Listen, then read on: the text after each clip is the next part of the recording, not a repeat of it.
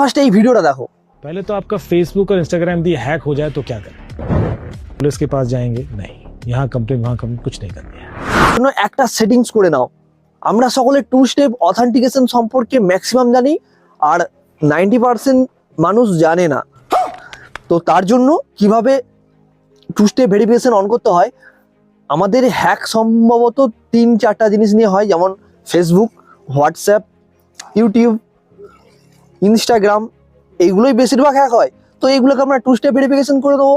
2 step verification হয়ে গেলে আর কোনোদিনও হ্যাক হবে না, কেউ হ্যাক করতেও পারবে না। সো সেটা আমরা কিভাবে করব জেনে নিই। এই জন্য ভিডিওটা মিস করবেন না, ভিডিওটা এন্ড পর্যন্ত দেখুন। স্কিপ করলে কিন্তু মেন টপিক আপনি মিস করে যাবেন। সবার ফার্স্টে হোয়াটসঅ্যাপে 3টে ডট অ্যান্ড সেটিংসে ক্লিক করার পর অ্যাকাউন্টের উপরে ক্লিক করে 2 স্টেপ ভেরিফিকেশন এইভাবে অন করা যায়। পিন চেঞ্জ করবেন। অ্যান্ড আমি ফেসবুক অন করছি, দেখুন 3 ডটে ক্লিক করার পর নিচে সেটিংস অ্যান্ড প্রাইভেসি, এরপর সেটিংস প্রাইভেসির পর আপনি দেখতে পাচ্ছেন আমি কোথায় কোথায় ক্লিক করছি। আর নিচে যে রিভিউ সেটিংস বলে যেটা আছে, ওই রিভিউ সেটিংসের উপরে একবার ক্লিক করবেন।